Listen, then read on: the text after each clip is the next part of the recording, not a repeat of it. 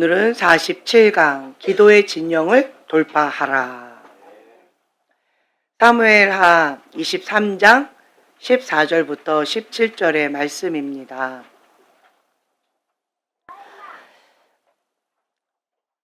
다윗이 아둘람 동굴에 있을 때 그때 블레셋에 의하여서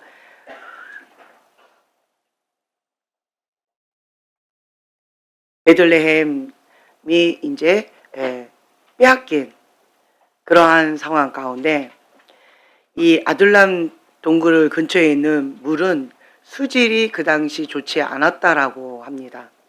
그리고 베들레헴 성문 곁에 있는 우물은 시원하고 깨끗한 냉수로 굉장히 유명했다고 합니다.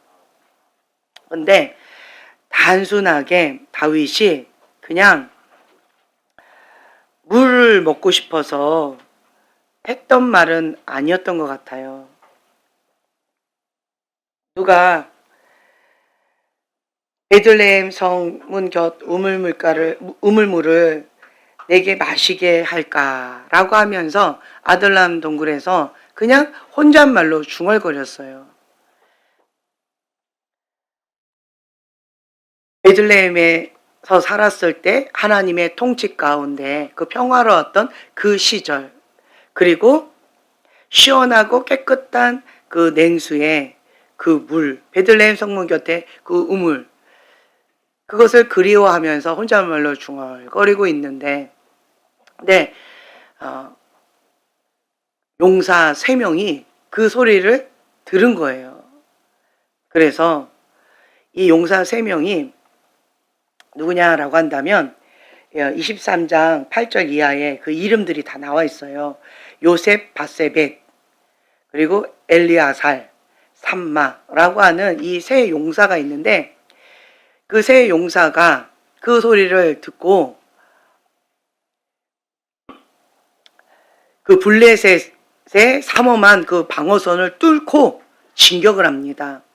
근데 거리가 대략 한 20km 정도 되는 그러한 거리인데, 걸어서 이제 그냥 보통 걸으면 한 3-4시간 걸을까요?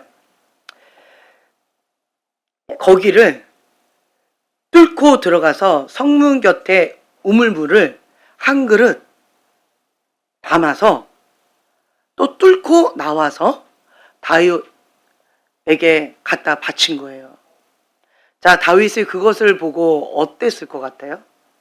그냥 나 혼자 그냥 중얼거린 거였어요. 혼잣말로. 그때 그 시절이 좋았지. 하나님의 통치가 있었던 그 시절이 좋았지. 베들레헴의 그 성문에 있었던 그 시절이 좋았지. 여기는 아둘람 동굴이잖아요. 그러니까 하면서 목도 마르기도 하고, 그리고 그때 하나님의 통치를 받았던 그 시절을 그리워하면서, 고향을 그리워하면서 그냥 혼자 중얼거렸는데, 그런데 용사 3명이 그것을 듣고 목숨을 걸고 물 한 그릇을 가지고 온 거예요. 그것을 딱 갖다 바치는데 다윗의 마음이 어땠을 것 같아요? 받아보지 못해서 잘 모르겠죠? 마음이 찢어지게 아픈 거죠. 이거는 피다. 이건 물이 아니다. 이거는 피다. 어떻게 나 개인의 이 욕망, 이 욕구 때문에 나의 사랑하는 부하들의 생명, 그 피를 마실 수가 있느냐. 이건 내가 마실 수가 없다. 라고 하면서 하나님 앞에 부어 드립니다. 하나님 앞에 올려드려요. 그러면서 다시는 내가 이렇게 하지 않겠다. 라고 하는 그러한 구절이에요. 이것은 보면 참 아름답지요. 다윗의 그 리더십, 부하의 희생, 부하를 사랑하는 참된 리더십과, 그리고 대가 없는 헌신적인 충성된 그런 새 용사, 서로 간에 정말 아름다운 이야기예요. 그리고 또 그 물을 도저히 내가 마실 수 없다라고 하면서 그냥 여호와께 부어드렸는데, 인간적으로 보면, 세상 사람들을 보면 그것을 여호와께 부어드렸어요. 마시지 않고. 그러니까 어떻게 느껴질까요? 세상 사람들은. 버리는 거. 그냥 물을 아깝게 버린다. 이렇게 생각할 수 있을 것 같아요. 그러나 다윗은 세상의 관점이 아니라 하나님 중심적인 사고 체계가 있었던 사람이었던 것 같아요. 그래서 이 생명의 피를 내가 마실 수가 없고 하나님 앞에 올려드린다 라고 하는데, 제가 영어로 찾아보니까 이게 여호와 앞에 물을 이렇게 부어드리는 것, 그거를 관제라고 표현을 하는데, 이게 드링크 오퍼링이라고 이게 표현하더라고요. 그러니까 부어드리는 거예요. 그래서 하나님 앞에 올려드리는 거죠. 이것은 다윗 왕궁이 그냥 단순히 다윗 한 사람으로 이루어진 것이 아니라 수많은 용사의 헌신으로 세워졌다라고 하는 것을 또 함축되어 있는 그러한 의미를 우리가 또 볼 수가 있습니다. 여기에 나와 있는 그 세 용사는 가장 용맹한 용사로서 우두머리죠. 이 세 명이. 근데 세 명의 용사 가운데서도 가장 우두머리가 누구냐라고 한다면 요셉 바세벳이라고 하는 사람이에요. 이 사람은 한 번에 창 한 자루로 800명을 그냥 쳐 죽인 자랍니다. 할렐루야. 창 한 자루로 한 방에 그냥 800명을 쳐서 죽였답니다. 네. 그래서 전설적인 그러한 자라고 합니다. 또 엘르아살은 블레셋과의 전쟁 중에서 이스라엘 군이 이제 후퇴를 하니까 혼자 남은 거예요. 혼자 남아서 얼마나 치열하게 싸웠던지 혼자 남았는데 살아남았어요. 참 놀랍죠? 나중에는 이 손이 칼자루에서 굳어버려가지고 이게 떨어지지가 않을 정도로 그렇게 굉장히 치열하게 싸웠다라고 하는 그런 기록이 있답니다.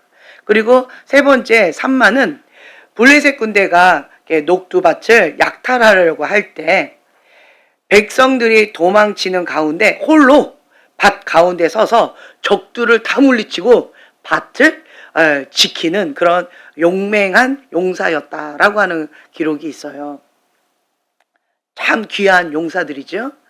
그 귀한 용사들이 다윗을 향한 그 충성됨, 그러니까 다윗이 혼잣말로 중얼거렸는데 그 소리를 듣고 목숨을 걸고 충성되게 그렇게 물 한 잔을 내 목숨과 바꾸는 어떤 그러한 것을 봤을 때, 우리가 인간적으로 보면 물 한 그릇에 목숨과 바꾼다?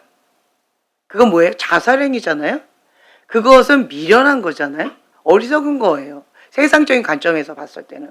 그러나 하나님 관점에서 봤을 때는 어때요? 다윗과 그 부하들의 관계가 어떤지 그냥 한 번에 우리가 볼 수가 있겠죠. 네.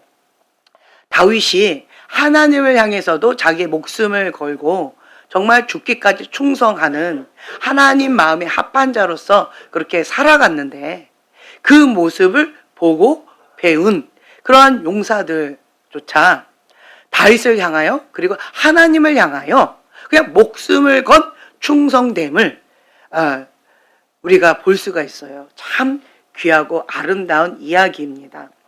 우리가 함께 한 목소리로 사무엘하 23장 14절에서 17절 봉독하겠습니다. 그때 다윗은 산성에 있고 그때 블레셋 사람의 요새는 베들레헴에 있는지라. 다윗이 소원하여 이르되 베들레헴 성문 곁 우물물을 누가 내게 마시게 할까 하매, 세 용사가 블레셋 사람의 진영을 돌파하고 지나가서 베들레헴 성문 곁 우물물을 길어 가지고 다윗에게로 왔으나 다윗이 마시기를 기뻐하지 아니하고 그 물을 여호와께 부어드리며 이르되 여호와여 내가 나를 위하여 결단코 이런 일을 하지 아니하리이다. 이는 목숨을 걸고 왔던 사람들의 피가 아니니까 하고 마시기를 즐겨하지 아니하니라. 새 용사가 이런 일을 행하였더라. 아멘. 기도는 그냥 나의 마음의 소원을 편안하게 올려드리는 것이 아니라 블레셋의 그 군대를 뚫고 여호와의 우물물을 길러오는 그러한 것이 기도의 진영을 돌파하는 그런 기도다라고 여기 나와 있는 거예요. 기도는 나 혼자만의 기도로 어렵다. 그렇기 때문에 우리가 합심하여 기도할 때 더 파워풀하게 기도할 수가 있다라고 하는 거예요. 하나님께서는 아무리 강력한 다윗이라 할지라도 혼자서의 힘으로는 감당이 안 되는 여러 가지들이 있어요. 근데 다윗이 골리앗을 무찌를 정도로 그 강력한 용사였잖아요. 그 다윗과 함께 했던 그 용사들도 다윗 못지않게 그런 강력한 용사들이었다라고 하는 거예요. 기도의 돌파는 하나님의 약속의 말씀을 붙잡을 때, 분명한 목표가 있을 때 어떠한 것도 두려워하지 않고 그냥 돌파하고 진격할 수 있는 그런 힘이 있게 되어집니다. 우리가 기도할 때 그냥 편안하게 기도하면 얼마나 좋아요. 근데 우리가 축구를 할 때도 골키퍼 없이 골대에다가 공 넣는 것도 쉽지 않거든요. 여러분들은 쉽겠지만 보통 사람들은 쉽지 않거든요. 아니구나. 특별한 사람들이 쉽지 않나? 어쨌든 그런데 골키퍼가 있다고 해서 골이 안 들어가는 것도 아닌 것 같아요. 어떻게 해야 그렇게 되어질까? 블레셋이라고 하는 아주 강력한 방어선을 뚫고 그리고 내가 원하는 그 목적을 취한다라고 하는 것. 그 장애물이 있으니까 우리는 안 돼라고 낙담하는 것이 아니라 장애물이 있다 할지라도 하나님의 뜻이 그곳 가운데 있다면 하나님께서 주시고자 하는 기도의 응답이 그곳 가운데 있다면 그러면 무엇을 걸고? 목숨을 걸고 기도로 그 진영을 뚫고 그 응답을 취한다는 거예요. 여러분 기도하다 보니까 다양한 기도를 경험하실 거예요. 그냥 기도했을 때 주님께서 이렇게 응답해 주시는 것도 있을 것이고 또 어떤 경우는 아주 견고한 진으로 악한 영들과 치열한 영적 전쟁을 하면서 그렇게 하는 경우도 있을 것이고 또 어떤 경우는 이렇게 내가 빼앗겼어요. 내가 빼앗긴 그곳 가운데에서 다시 되찾고자 하는 그런 치열한 영적 전쟁을 하는 그런 상황 가운데에서 그 블레셋이라고 하는 그 방어선을 뚫고 진격을 해서 하나님께서 우리에게 주시고자 하는 그 응답의 생수 그것을 우리가 취할 수 있는 것은요 하나님의 약속의 말씀이 먼저는 있고 그리고 또한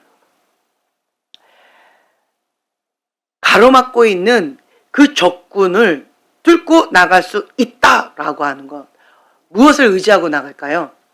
그렇죠. 내 힘과 내 능력을 의지하고 나갈 때는 그거 불가능할 것 같아요. 여러분이 왜 기도해요? 내 힘과 능력으로 할 수 없다라고 하는 걸 인정하는 게 기도라는 거예요. 겸손의 표현이 기도라는 거예요. 가로막고 있는 그러한 적군을 뚫고 나가야 되는데 내 힘과 능력을 할 수 있다라고 생각하고 나가면 어떤 한계에 딱 부딪히게 되어질 거예요. 하나님께서는 하나님의 사람들에게 그것을 허락하지 않으세요. 어저께도 제가 말씀드렸던 것처럼 하나님께서 중요시 여기시는 크게 두 가지가 있는데, 하나는 하나님과 그 골방에서의 친밀함이에요. 그걸 가장 중요시 여기시고, 또 한 가지 주님께서 중요시 여기시는 게 있어요. 그게 뭐였어요? 하나님 영광이에요. 그 핏값으로 물을 가져온 이것을 내 인간적인 그러한 욕구를 채우기 위해서, 목이 마르다라고 하는 것을 채우기 위해서 그것을 내가 취하는 것은 말이 안 된다. 이것은 하나님 앞에 올려드림이 마땅하다. 그래서 다윗은 항상 여호와 앞에 살아갔던 그러한 자다라고 하는 것을 우리가 또 볼 수가 있습니다. 세상이 점령하여서 그것 가운데에서 다시 그것이 회복될 수 있을까라고 낙담되어져 있는, 사단의 경관지인에 둘러쳐져 있는 그러한 어떤 베들레헴 곁 우물 같은 그것을 다시 되찾아온다.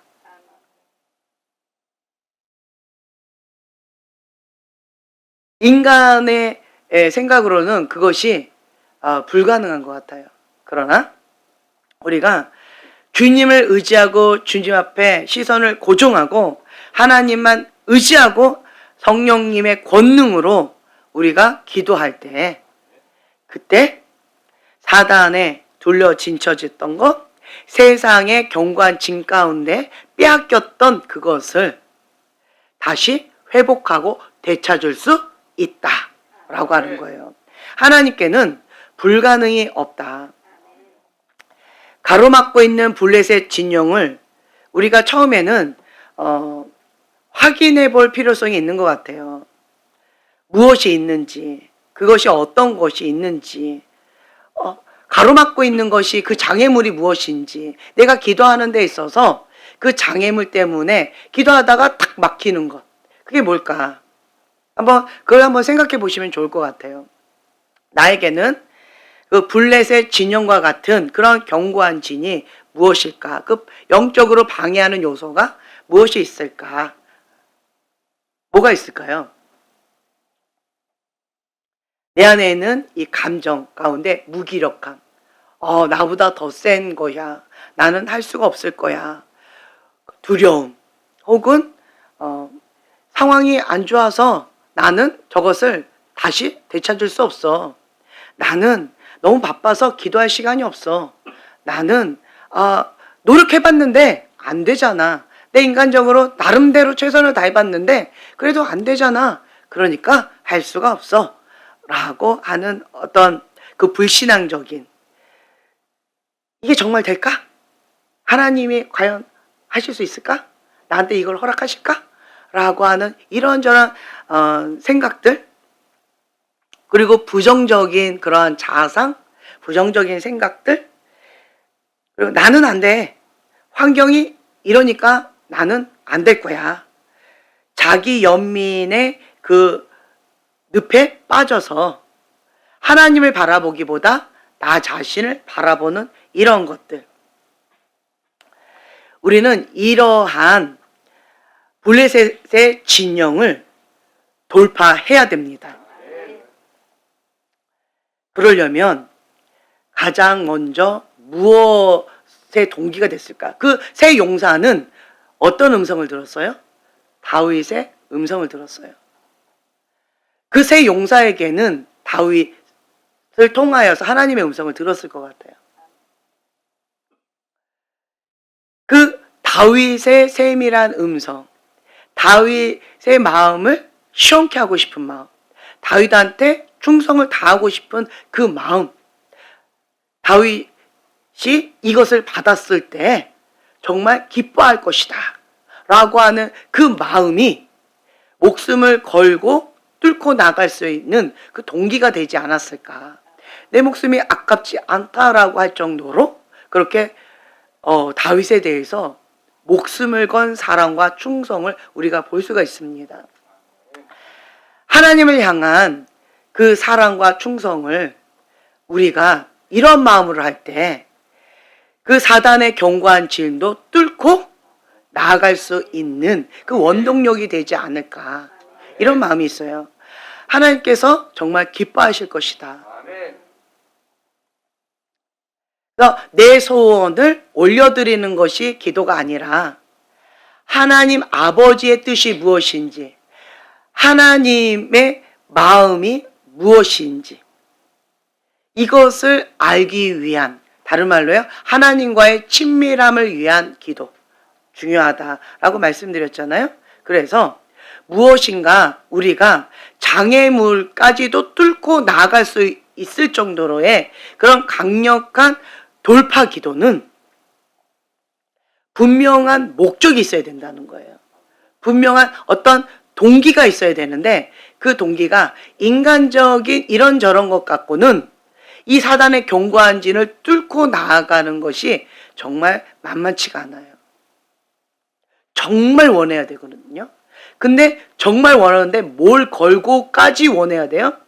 그렇죠. 목숨 걸지 않았다면 이거는 불가능했을 거예요.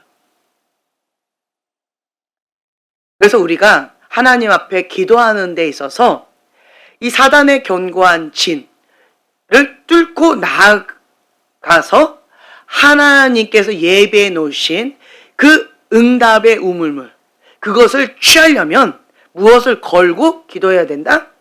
그렇죠. 목숨을 걸고 기도해야 된다는 거예요. 그럴 때 우리는 그 돌파의 기도의 파워를 경험할 수가 있게 되어질 것입니다. 세 가지로 우리가 볼 수가 있는데, 시간의 돌파, 언어의 돌파, 정면의 돌파. 그러니까 우선은 기도하는 데 있어서 이 견고한 진을 뚫을 정도로의 그런 강력한 기도로 나아가려면 첫 번째로 무엇을 해야 될까요? 시간과의 싸움이에요. 시간과의 싸움. 제가 출석도장이라고 표현을 하는데, 그냥 우선은 기도 그 자리에 있어야 된다는 거예요. 제가 이게 아이들이 앞에 나와서 기도하는 거에 대해서 너무 좋은 생각이다 라고 하면서 기도하면 좋겠다라고 했는데, 그런데 어느 날은 내 앞자리에 아이들하고 같이 이렇게 있어서 내가 보고 싶지 않아도 그냥 보여지고 들려졌어요. 그래서 항상 나와서 기도를 했는데 제가 그렇게 자세히는 보지 않았던 것 같아요. 내가 기도해야 되니까. 근데 내 앞에서 기도를 하는데 이건 기도가 아니라 장난을 치고 있는 거예요. 그래서 제가 그 모습을 보면서 이 선생님들이 나를 몰라도 너무 모르고 있다. 그거를 제가 깨달았어요. 제가 이거 많이 얘기했었는데, 우리 주한이 경환이 어릴 때 가장 매를 많이 때렸던 게 30대예요. 30대. 그리고 그냥 10대, 뭐 15대, 요거는 서로 싸우거나 거짓말하거나 뭐 이런 거 뭔가 잘못을 했을 때 이제 그럴 때는 뭐 10대, 뭐 열몇 대 뭐 이렇게 맞아요. 그런데 30대를 맞는 게 있어요. 그 자리에. 그게 뭔지 아세요? 기도 태도, 예배 태도, 말씀 태도, 하나님과의 관계에서의 기본적인 이 중심, 이게 기본으로 안 됐다라고 하면 예배 드리고 있는데 제가 조용히 데리고 나가요. 그리고는 그냥 그 자리에서 30대를 때려요. 그러면 애들이 울어요. 그러면 울어서 운 얼굴로 예배실에 못 들어가겠다라고 하면 화장실 가서 세수하고 오라고 그래요. 그리고 다시 예배 드리라고 그래요. 그래서 들어갔는데도 예배 태도, 말씀 태도, 기도 태도가 안 좋다라고 하면 다시 불러요. 그리고 또 30대를 때려요. 이렇게 우리 아이들을 키웠어요. 그런데 내 앞에서 그렇게 장난치고 있는데 이거는 아이들의 문제가 아니라 선생님들의 문제다. 이건 기본이 안 됐다 라고 하는 마음 가운데 제가 이 마음이 정말 쉽지 않더라고요. 예. 어떻게 기도 시간에 장난을 치고 내 앞에서 저렇게 하고 있나. 이거는 내가 도저히 이해할 수가 없는 거예요. 다른 거는 그냥 넘어가지는데 내가 넘어가지 않는 것이 있어요. 그게 방금 말씀드렸어요. 하나님과의 관계예요. 하나님과의 관계는 제가 그냥 안 넘어가요. 가장 크게 중요하게 생각하는 게 그거거든요. 그런데 엉망진창인 거예요. 3살 버릇이 80까지 간다는데 아이들이 앞에서 기도 시간은 장난치는 시간이야, 기도 시간은 잠자는 시간이야, 기도 시간은 그냥 노는 시간이야 라고 인식시켜 주는 거예요. 이거는 안 하는 이만 못한다는 거죠. 제가 우리 아이들을 그렇게 매로했던 게 몇 살 때부터였을까요? 10몇 개월부터 그랬던 것 같아요. 10몇 개월부터. 그렇게 그냥 쭉 왔어요. 그러다 보니까 그냥 기본적으로 그때도 제가 말씀드리지 않았나요? 아파도 교회 가서 죽어라. 이게 기본이고 당연한 거다라고 말씀드렸잖아요. 지금도 열이 고열이 뭐 40도 그렇게 난다고 온유가 지금 그렇게 아파하고 있어요. 그런데 집에 가서 쉬고 싶다라고 했는데 제가 그냥 교회로 오라고 그랬어요. 왜요? 예배 드려야 되니까. 집에 가면 그 고열이 나는데 다시 교회로 오기가 힘들잖아요. 그러니까 그냥 교회에 있으라고. 움직이지 말고 그냥 여기 있으라고. 그래서 예배는 드려라. 본당에는 못 들어온다 할지라도 그냥 교회에 있어서 예배는 참석을 해야 된다. 이게 뭐예요? 하나님 중심적인 사고 체계라는 거예요. 이게 정신력이에요. 내 정신력으로, 인간적인 정신력으로는 못 버텨요. 그러나 이 목표가 분명하고 이 가치관이 분명하고 우선순위가 분명하다면 하나님께서 함께 해주시는 다른 차원의 힘이 있어요. 여러분 금식해 봤을 때 내 힘으로 금식하면 얼마나 금식하던가요? 내 힘으로 금식하면요 한 끼도 어려워요. 내 힘으로 할 때는. 그런데 하나님께서 강건적으로 붙들어 주시면서 금식을 하면 이건 다른 차원이에요. 지금 박 목사님께서 오늘까지가 25일째 금식하고 계셔요. 저번에 21일째 했던 게 최강이었어요.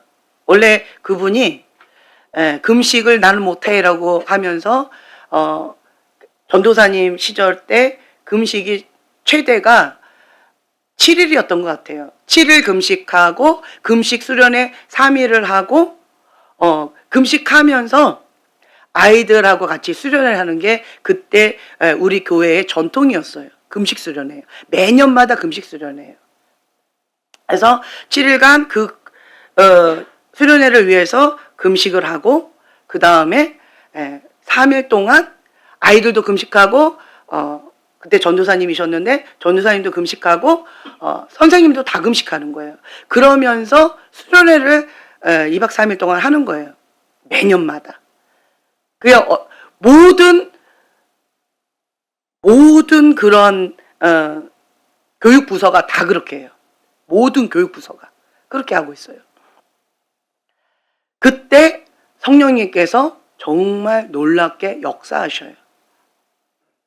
그래서 그거에 대한 자부심을 가지고 그때 저희 교회가 그렇게 은혜를 사모하면서 나갔었었는데 최강이 아마 그 7일이 아니었을까 이런 생각이 드는데 그리고 끼니 금식으로 뭐 두 끼 금식 뭐 이런 것들 근데 21일 금식을 저번에 하셨었고 이번에는 주님께서 응답을 주실 때까지 금식하겠다라고 하는 마음으로 지금 금식하고 계시는데 제가 저희 목사님이 계속 요 근래는 그 얘기 하시더라고요.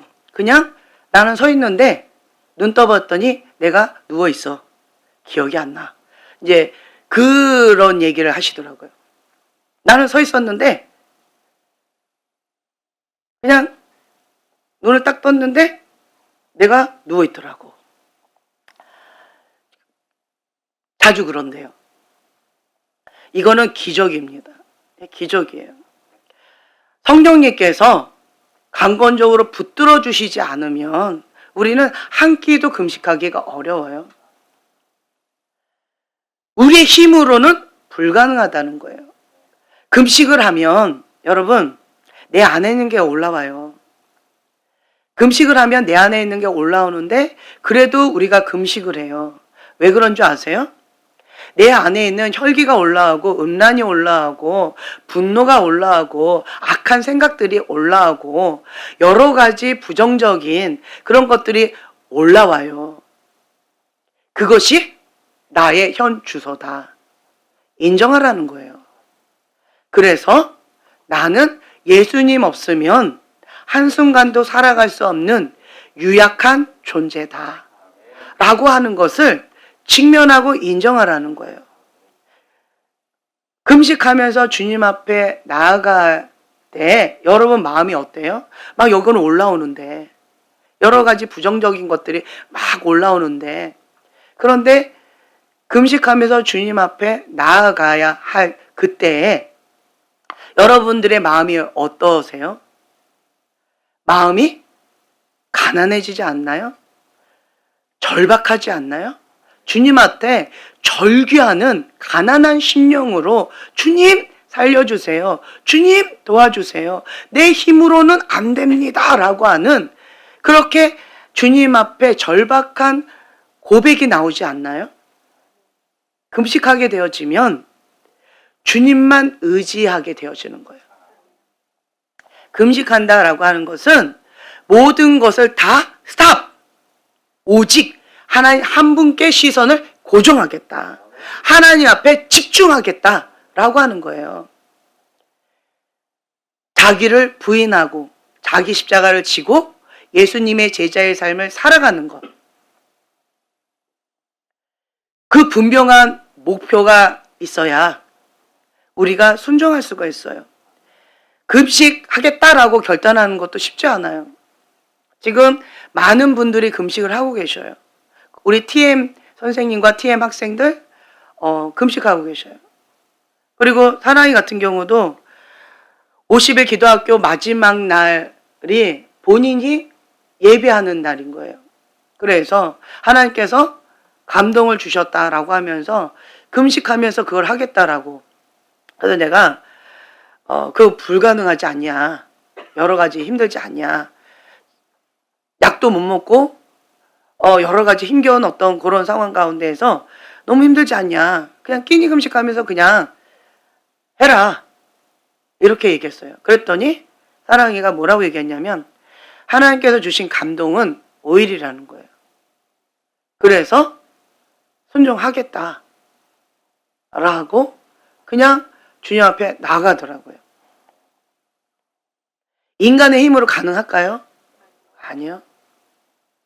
50일 기도 가운데 역사하실 하나님을 기대하지 않으면 그러한 사모하는 마음이 있을까요? 주님 앞에 예배를 드려야 되는데 마지막 예배인데 정말 모든 것을 다 드리고 싶다는 거죠. 그 베들레헴의 그 우물처럼 주님 앞에 내 생명과 같은 이 물을 부어드리고 싶다는 거예요. 하나님은 대단한 거를 원하시는 게 아니에요. 뭘 보셔요? 중심을 보시는 거예요. 중심. 그 중심의 고백을 기뻐 받으시는 거예요. 정말 주님 앞에 몸부림치면서 금식하며 나아가시는 여러분들의 모습 보면 정말 안타깝기도 하고 안쓰럽기도 하고 여러 가지 인간적인 마음으로 이런저런 얘기를 하고 싶은 그러한 참 힘겨움들이 있어요. 그런데 하나님께서 주신 감동에 순종하는 것, 그것이 우리가 할 작은 순종이라는 거예요. 그러면 하나님의 강력한 손으로 하나님의 이름을 위하여 하나님께서 영광 받으시는 그러한 성령님의 역사하심을 주님께서 직접 하신다는 거예요.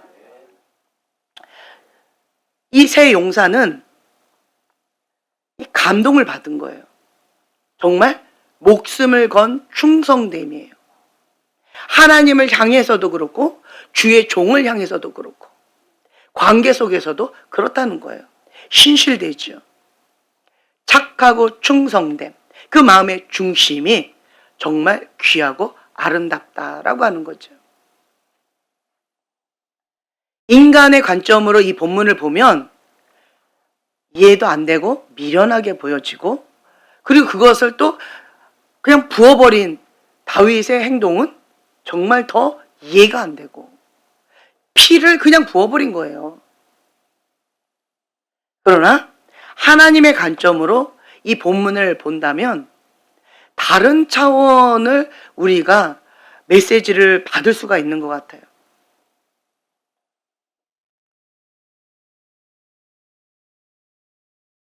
하나님과 나의 관계가 가장 중요하다라고 제가 계속 말씀을 드렸어요.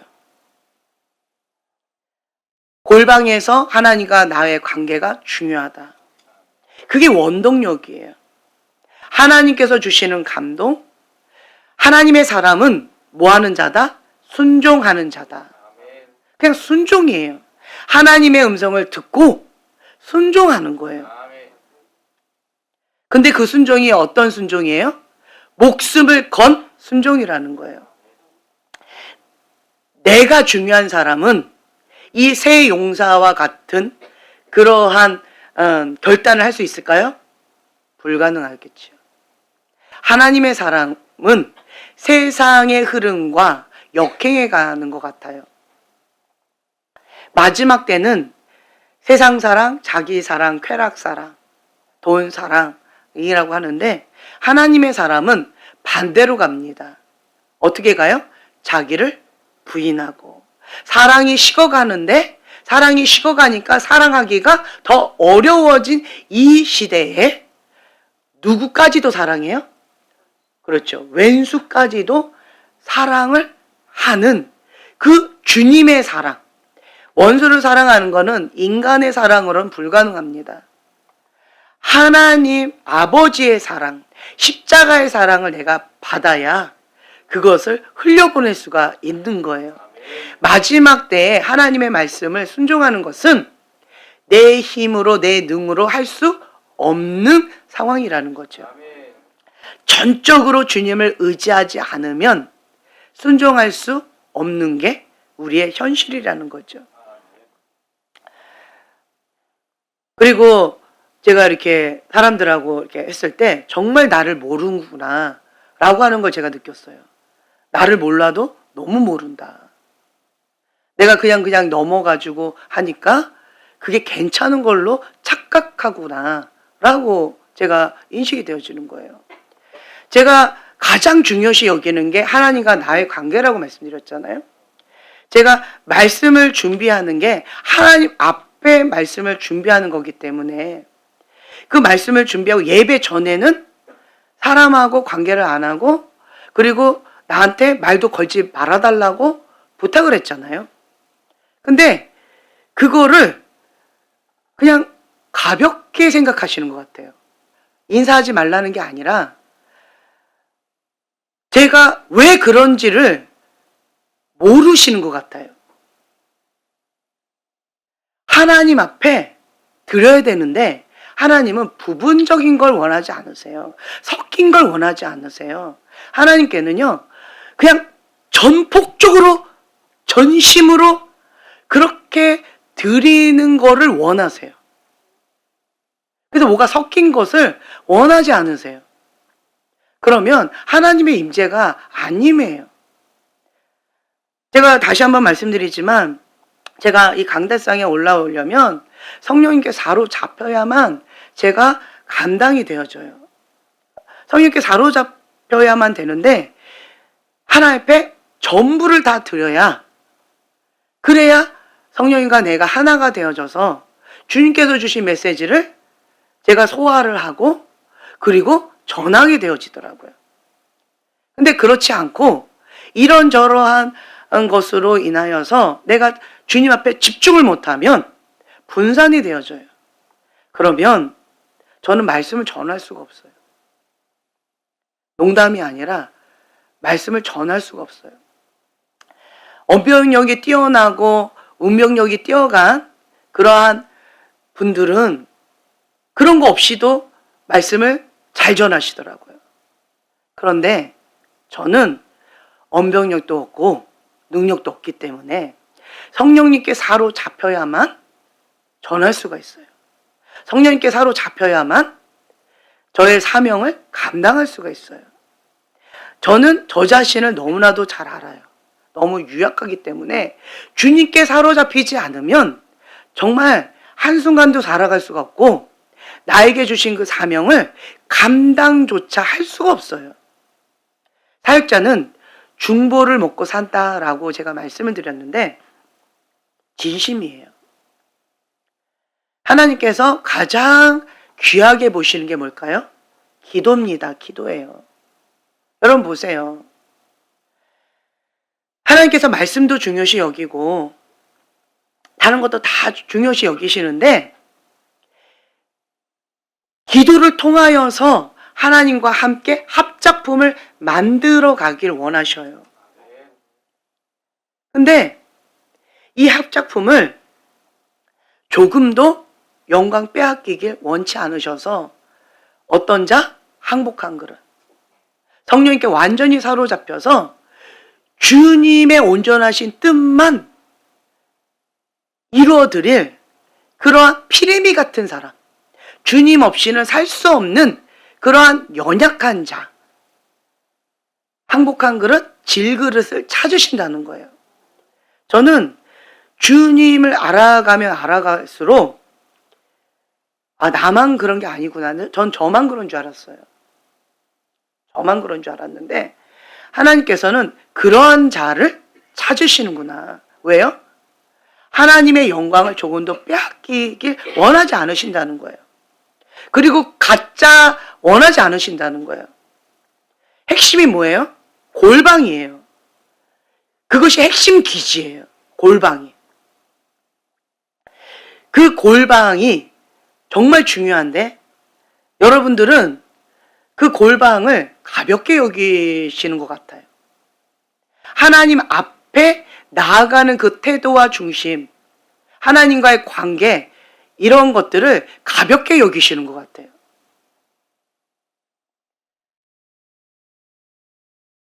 다른 거는 이렇게 저렇게 넘어갈 수 있지만 하나님과의 관계, 이거는 목숨을 걸어야 됩니다. 만약에 이게 다 흐트러졌다라고 한다면 다시 처음부터 하셔야 돼요. 기초부터 다시 쌓으셔야 돼요. 안 그러면 이 근본이 약하기 때문에 바람이 불 때 그냥 모래성처럼 다 무너져 버려요. 기초가 튼튼해야 견고하게 세워질 수가 있어요. 하나님께서 무엇을 원하시고 무엇을 중요시 여기시는지 그것을 여러분들이 보시고 그 하나님께서 중요시 여기시는 그것 가운데 나도 똑같이 중요시 여겨야 되는 거예요. 그런데 하나님께서 중요시 여기시는 거하고 내가 중요하게 여기는 게 같을까요? 다를까요? 다릅니다. 달라요. 제가 며칠 전에도 여러분들한테 말씀을 드렸는데 정말 이해가 안 되는 그 하나님. 며칠 전에 내가 이제서 알았다고 그랬잖아요. 왜 피레미만 사용하시는지. 그리고 그렇게 능력자들 사용 안 하시고 이런 유약한 자, 미련한 자, 어리석은 자를 들어서 지혜로운 자를 부끄럽게 하시는 이 방법을 사용하시는지 나는 정말 이해가 안 됐어요. 하나님 그렇다니까 그냥 그런가 보다라고 넘어갔지만 나 같으면 그렇게 안 할 텐데 왜 그러시는지 정말 이해가 안 됐어요. 그런데 그 이유는 딱 하나였어요. 영광이었어요. 영광. 그 영광을 조금도 빼앗기지 않으시는 하나님, 이게 하나님한테는 얼마나 중요한지를 저는 몰랐어요.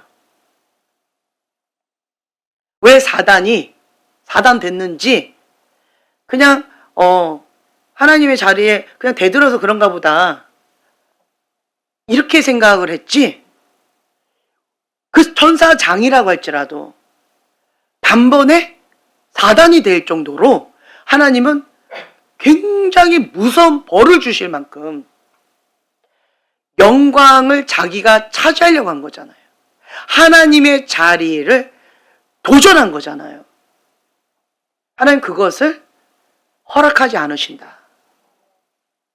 하나님께서 중요시 여기시는 것을 여러분도 중요시 여기셔야 돼요.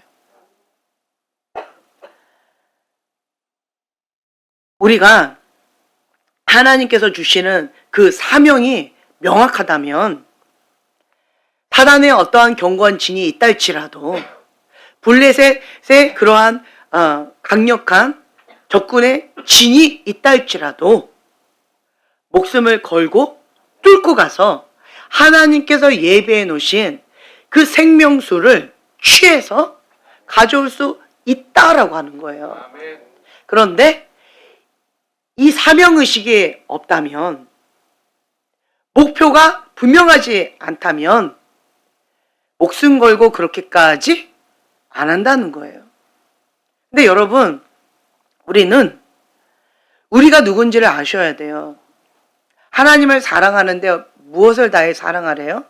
목숨을 걸어야 돼요. 마음을 다하여, 뜻을 다하여, 힘을 다하여, 목숨을 다하여 주 여호와를 사랑하는 자.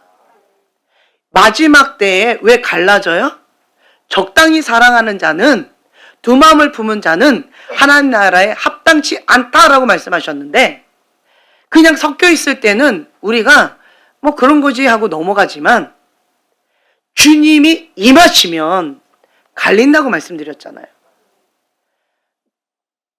몇 주 전에 주님이 임하시면서 갈렸어요. 그때가 아마 금요일이었던 것 같아요. 금요일 날. 3월 20날이었어요. 금요일이었어요. 금요일 날 주님이 임하시고 빛과 어둠으로 갈리기 시작했어요. 여러분, 어둠으로 가고 싶어하는 사람 아무도 없었을 거예요. 그런데 왜 어둠으로 갔을까요? 적당히 사랑하고 적당히 자기 기준으로 말씀, 신앙, 생활 한 거예요. 하나님 나라에 합당치 않습니다. 왜 어떤 사람은 빛으로 가고 있었을까요? 말씀의 기준으로 나를 맞추는 거예요. 모든 생각을 사로잡아 그리스도께 복종하고자 날마다 죽노라, 자기를 부인하고 자기 십자가를 지고 주님의 제자의 삶을 살아가고자 삶의 현장에서 주님 앞에 살아가는 거예요. 갑자기 요 순간에 잘해야지라고 한 그게 아니라 평상시의 실력이라는 거예요. 평상시에 하나님과의 관계라는 거예요. 평상시의 신앙이라는 거예요. 평상시의 신앙이 주님이 임하실 때 갈린다는 거예요. 그것이 나의 현주소라는 거예요. 정말 주님 앞에 통곡하고 울어야 되는 것이고, 또 어떤 경우는 하나님 앞에 감사하셔야 돼요. 왜 그럴까요? 회개할 수 있는 기회를 주신 거예요. 돌이킬 수 있는 기회를 주신 거예요. 그러면 그 기회를 뭘 걸고? 목숨 걸고 취해야지요. 하나님의 응답은요, 쉽게 얻는 게 아니에요. 하나님의 응답은 지금 우리가 쭉 하나님의 사람들 성경을 통해서 보았잖아요. 다 뭘 걸었어요? 그렇죠. 목숨을 걸고 순종을 한 거예요. 목숨을 걸고 신앙생활을 하는 거예요. 목숨을 걸고 하나님과 친밀한 관계를 하는 거예요. 그냥 거저 주어지는 게 아니라는 거예요. 쉽게 얻으려고 하는 그러한 생각들을 주 앞에 회개하셔야 돼요. 그래서 우리는 모든 생각을 사로잡아 그리스도께 복종하는 거예요. 기도도 마찬가지예요. 기도 언제까지 해야 돼요? 그렇죠. 응답 주실 때까지 해야 되는 거예요. 응답 주실 때까지 그냥 끝까지 버티는 거예요. 버티는 거예요. 그리고 오늘은 기도의 진영을 돌파하라. 다윗을 향한 용사들의 지극한 충성심. 이거는 우리가 하나님을 향한 그 충성됨. 이거를 본받아야 되겠죠. 근데 무엇을 건 충성이에요? 목숨을 건 충성됨이라는 거예요. 하나님의 뜻이라면 죽기까지 순종해야죠. 그 충성됨이라는 거예요. 아, 나는 오늘 피곤하니까 안 할래. 아, 나는 상황이 안 좋아. 아, 지금은 바빠. 이게 정말 그렇게 될까? 이런 사단이 주는 생각 가운데 휘둘린다라고 한다면 정신 차리셔야 돼요. 지금 그럴 때가 아니라는 거예요. 목숨을 걸고 주님 앞에 나아가야 돼요. 지금은 깨어 있어야 돼요. 깨어 있어야 돼요. 정말 사단이 발악하는 거 여러분 느끼지 않으세요? 베들레헴 곁에 있는 그 우물물, 그것을 우리가 목마르고 하나님의 통치가 있었고 하나님께서 주시는 평화가 있었던 그 시절, 그 베들레헴 성에서 살았던 그 시절, 우리 그리워하잖아요. 그런데 누구는 아, 그립다.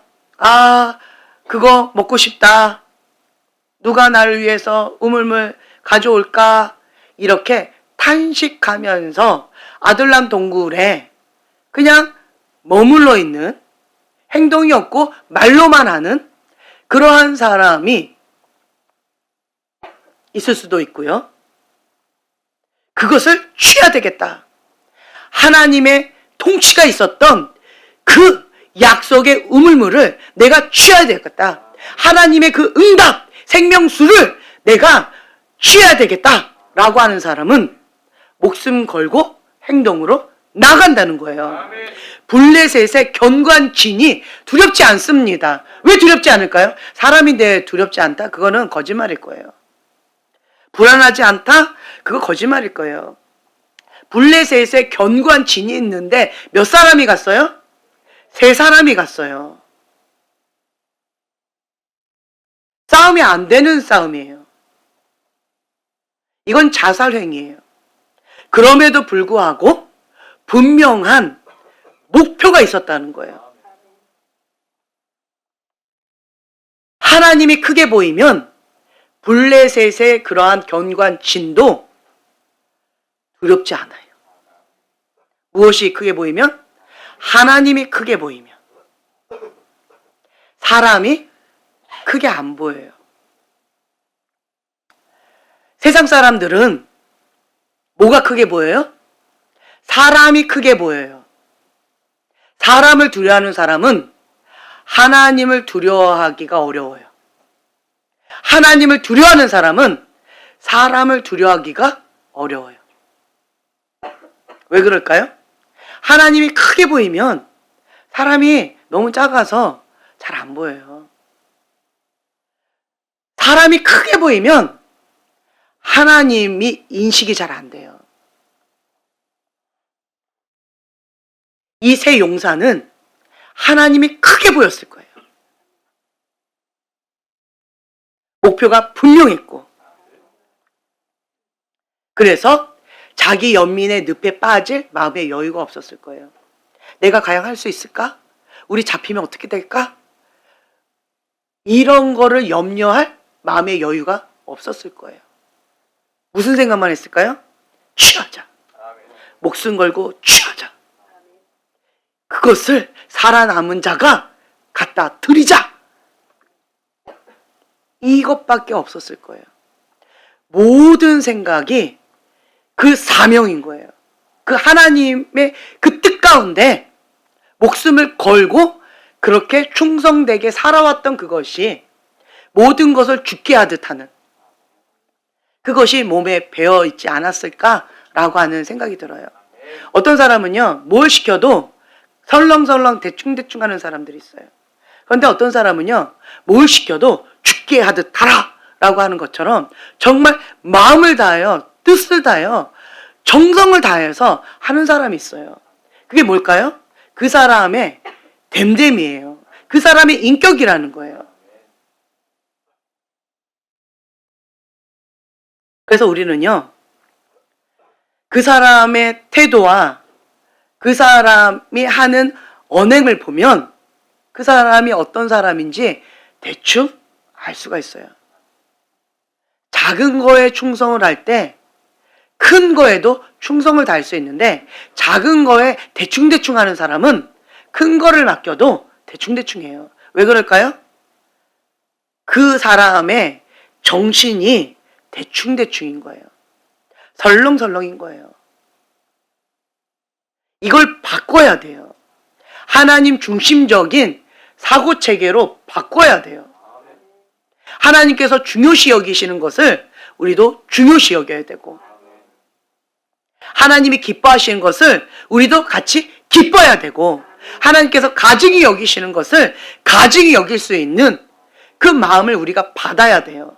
이 마음을 받으려면 모든 생각을 사로잡아 그리스도께 복종하는 것, 이게 먼저 되어져야 돼요. 하나님 중심적인 사고 체계로 이게 바뀌어야 돼요. 하나님 중심적인 가치관으로 바뀌어야 돼요.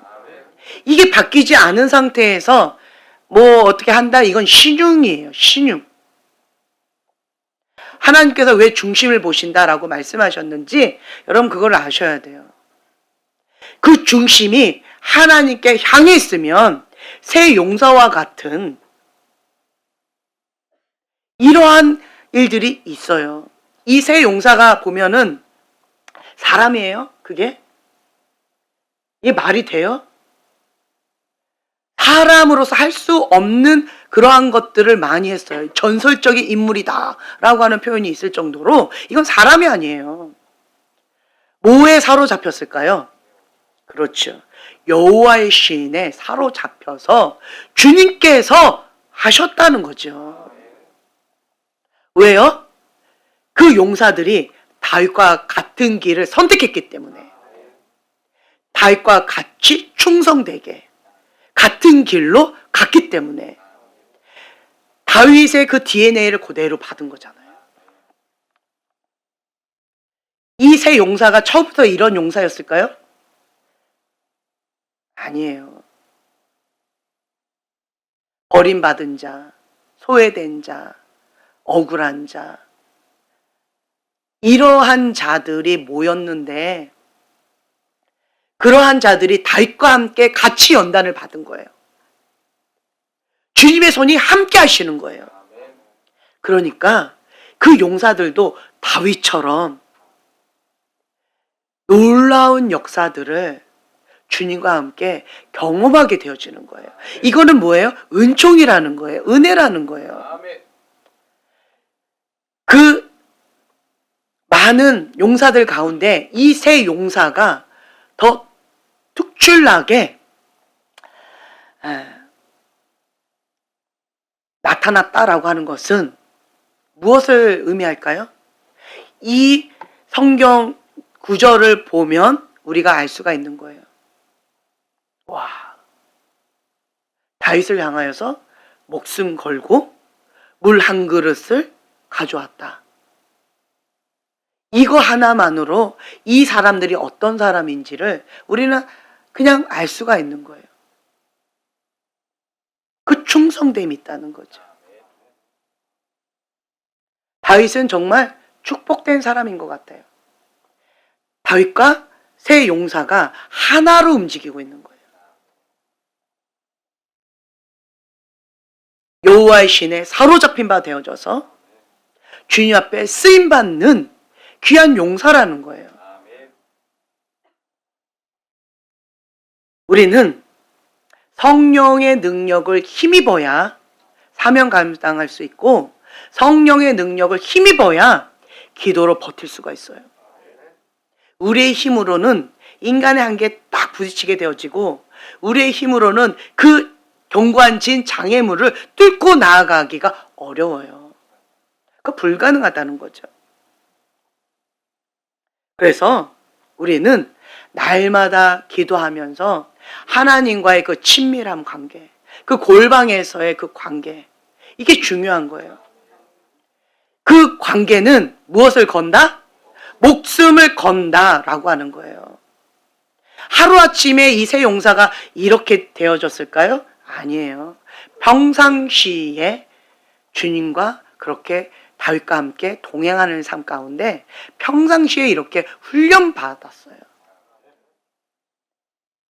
위기가 닥쳤을 때 진짜의 모습이 드러난다는 거예요. 주님이 임하시면 빛과 어둠으로 쫙 갈리는데 여러분들 여기에서 적당히 신앙생활 한다? 어렵다는 거예요. 성경의 기준 가운데 나의 생각을 맞추셔야 돼요. 하나님을 사랑하는데 뭘 걸어야 된다? 목숨을 걸고 사랑해야 되고, 신앙생활을 하는데 뭘 걸어야 된다? 목숨을 걸고 신앙생활을 해야 된다는 거예요. 그럼에도 불구하고 내가 결단했음에도 불구하고 그것을 실천하는 것은 또 별개예요. 결단도 정말 놀라운 건데, 제가 훈련을 시킬 때 가장 먼저 하는 것이 결단이에요. 결단하지 않은 사람은 훈련 아예 시키지 않습니다. 손대지 않아요. 근데 결단을 했다고 그 사람들이 다 그렇게 살아갈까요? 아니요, 그렇지 않더라고요. 결단은 했어도, 이 결단도 대단한 건데, 결단을 했어도 그것을 나의 삶의 현실 가운데 순종하면서 그렇게 말씀대로 살아가는 것은 또 다른 차원이에요. 그때마다 뭘 걸어야 되는 줄 아세요? 목숨 걸어야 돼요. 그때마다 나의 이삭을 건드려요. 그때마다 죽는 게 낫다 할 정도로 힘겨운 걸 건드려요. 누가? 사단이. 그 지뢰밭이 그냥 한번 버튼 하나에 폭 터지니까 내가 아무리 열심히 신앙생활을 한다 할지라도 사단이 하나 딱 건들면 그냥 다 뒤집어 버리고 다 그냥 원상복귀가 돼버리니까, 다 엎어버리니까 진전이 있다 없다. 예, 진전 어렵다는 거예요. 그래서 하나님께서는 그 지뢰밭을 더 이상 사단한테 허락하기를 거부하셔요. 그러니까 이 부분을 집중적으로 훈련시켜 주세요. 아파요. 연약해요. 힘겨워요. 그러니까 모세가 가장 힘들었던 게 뭐였어요? 바로 왕 앞에 나서는 거. 그게 왜 힘들었어요? 왜 도망갔어요? 광야로. 그렇죠. 바로 왕 피해서 도망간 거잖아요. 근데 모세한테 주님께서 계속 뭘 시켜요? 바로 왕 앞에 가라고. 전하라고. 바로 왕 앞에 가라고. 전하라고. 그리고 또 모세가 뭐 때문에 또 도망갔어요? 누구 말 듣고? 이스라엘 백성 얘기 듣고 무서워서 도망갔잖아요. 근데 또 이스라엘 백성들 앞에, 바로 왕 앞에, 모세한테는 이게 이삭이었던 것 같아요. 근데 하나님께서 몇 번 시키시던가요? 무한 반복. 언제까지? 출애굽하는 그 순간까지도 바로 왕 앞에. 그러고 났을 때 모세는 어떻게 됐을까요? 이제 그것이 나의 아킬레스건이었을까요? 그것이 나의 지뢰밭이었을까요? 아니요. 아닌 거예요. 아, 내가 그렇게 크게 생각하고 무서워했는데 아무것도 아니구나. 내가 무서워했던 그 지뢰밭이 나를 뭐로 본대요? 신과 같이 본다. 아무것도 아니구나. 하나님이 이걸 원하시는 거예요. 사단은 그거 갖고 나를 죽일 듯이 그렇게 고통을 줬는데 미 까불어 버렸지만, 하나님은 전화위복시켜 주셔서 바로 왕 앞에 신과 같이 보이게 하리라. 너가 그렇게 말 한마디 듣고 도망갔는데 그 이스라엘 백성을 이끌고 출애굽하리라. 나의 지뢰밭을 더 이상 지뢰밭이 아니게끔 주님께서는 그 영역을 오히려 단단하고 견고하게 그렇게 전화위복시켜 주시는 분이 하나님이시라는 거예요.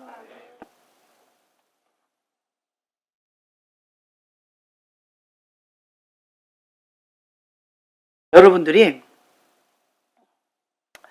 오늘 이 말씀 좀 붙잡고 기도했으면 좋겠어요.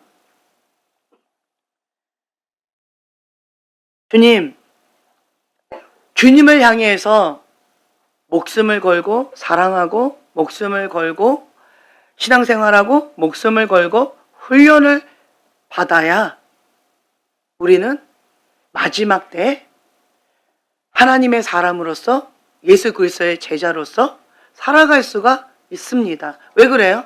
세상이 악해져서 그래요. 세상 가운데, 이렇게 악해져 가는 세상 가운데 우리가 신앙생활하는 것이 만만치가 않아요. 여러분 그거 많이 느끼지 않으세요? 말도 안 되는 것들이 이제는 그냥 보편화되어지는 이런 악한 세상 가운데 우리가 살아가고 있어요. 그러나 하나님의 방법은요, 빛은 더 빛으로, 어둠은 어둠으로 갈린다는 거예요. 세상 사람들이 어둠 가운데 가는 것을 부러워하면서 쳐다보면 그것만큼 미련한 게 없어요. 나는 무엇을 바라봐야 돼요? 하나님의 시선을 고정하고 하나님의 영광을 바라보면서 나에게 주신 그 사명을 감당하는 거예요. 성령님께 사로잡히지 않으면 우리는 감당할 수가 없습니다. 그거의 표현이 뭐예요? 기도하는 거예요. 성령님, 나를 사로잡아 주세요. 그래서 우리가 사명 감당할 수 있도록 목숨을 다해 힘을 다하여 정말 주 여호와 한 분만을 사랑하고 주님을 신뢰하고 나에게 주신 그 사명을 감당해야 되는데, 주님, 내 힘으로 누구를 할 수 없음을 주님 다시 한번 고백합니다. 내 앞에 있는 그 장애물들, 그것이 너무 크게 보이는 것이 나의 현실입니다. 주님을 바라볼 때 그 현실의 경관지는 예수의 이름으로 무너집니다. 하나님을 크게 바라볼 때 사람들은 사라져버려요.